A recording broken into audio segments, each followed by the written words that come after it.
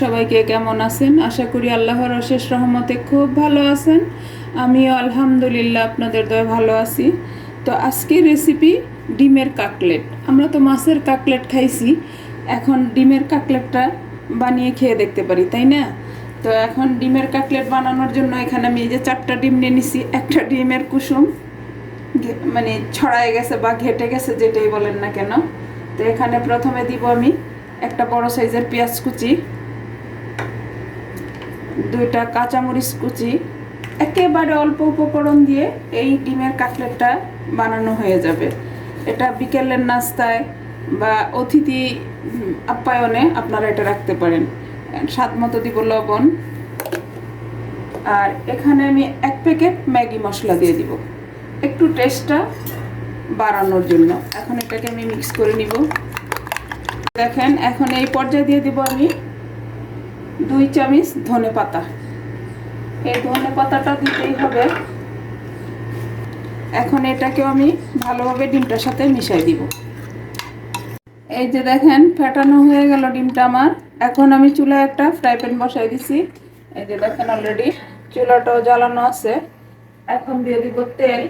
তো তেলের মেজারমেন্টটা বললাম না, কারণ ডিম ভাজার জন্য যতটুকু তেল লাগে অতটুকু দিয়ে নেবেন। বিসমিল্লাহির রহমানির রহিম দিয়ে নিলাম। এই যে এখন দিয়ে দিব আমি ডিমটা। তো আমি 2 ভাগে দিব। এই যে হাফ এখন দিলাম, আর হাফ আবার পরে দিব। দিয়ে ডিমটাকে শুধু এখন ভাজবো, আর কিছুই না।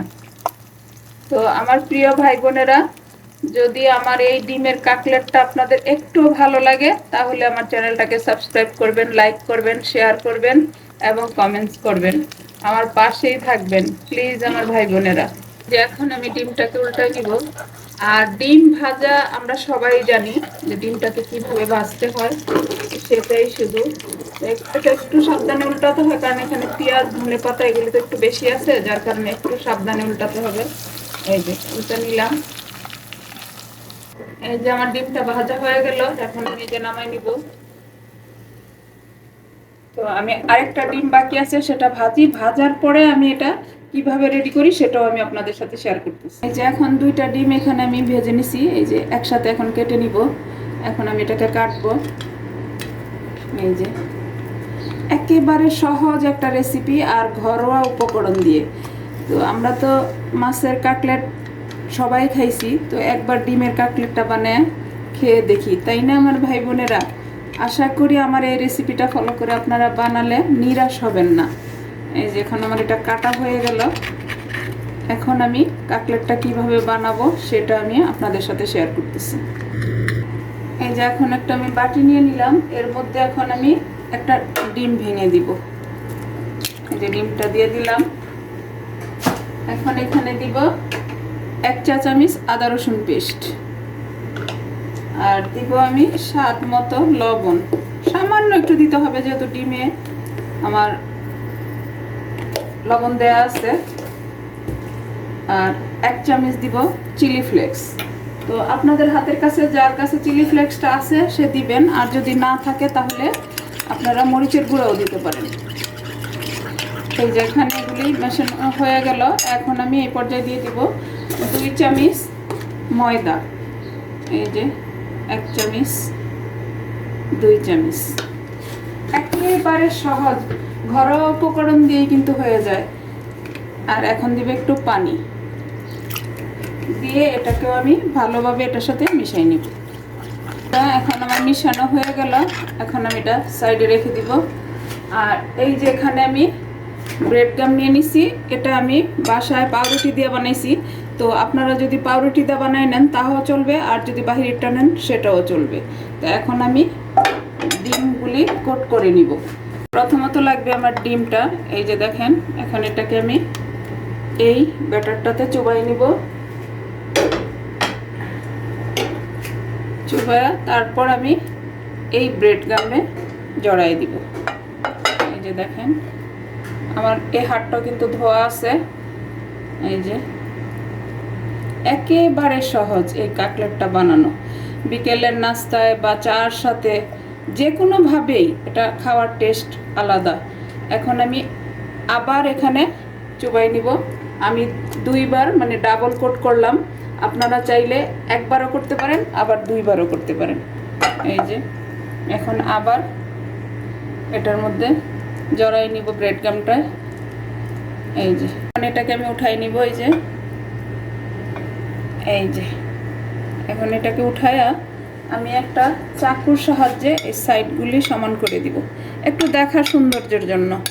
এই যে ব্রেড গামটা ডিমের মধ্যে এভাবে একটু বসাই দিব।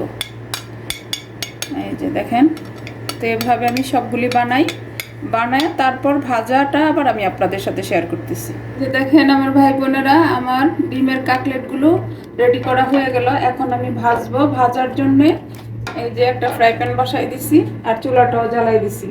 এখন ভাজার জন্য দিয়ে দিব তেল। এটা তো ডুবো তেলে ভাজতে হবে।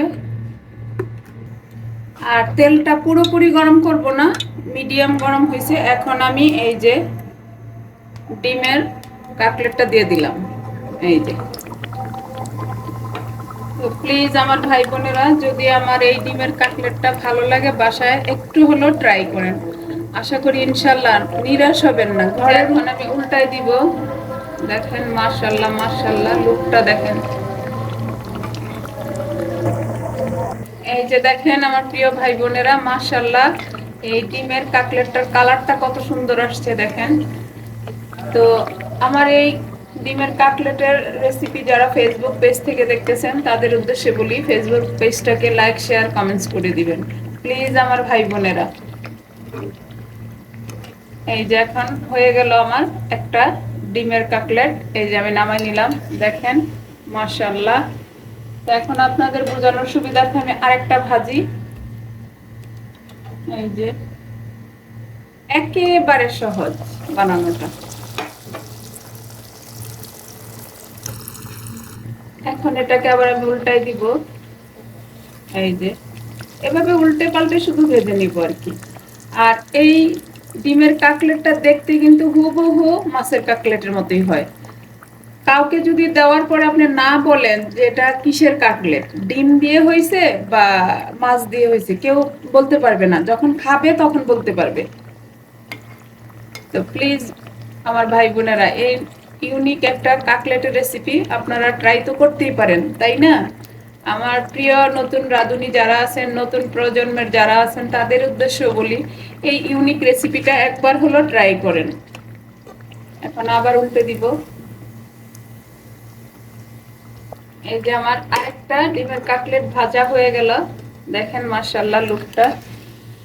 তো এভাবে আমি বাকিগুলি ভাজার পরে আমি আবার সার্ভ করে আপনাদের সাথে শেয়ার করতেছি আমার ডিমের কাটলেটগুলি কেমন হলো। এই যে দেখেন আমার প্রিয় ভাই বোনেরা, একদম ইউনিক একটা কাটলেটের রেসিপি, সেটা হলো ডিমের কাটলেট। তো দেখতে কিন্তু বোঝা যাচ্ছে যেন কোনো মাছের কাটলেট, তাই না আমার প্রিয় ভাই বোনেরা? তো কার কার মনে হচ্ছে যে এটা মাছের কাটলেট অবশ্যই আমাকে জানাবেন। তো এখন আমি একটা ডিমের কাটলেট আপনাদেরকে দেখাই।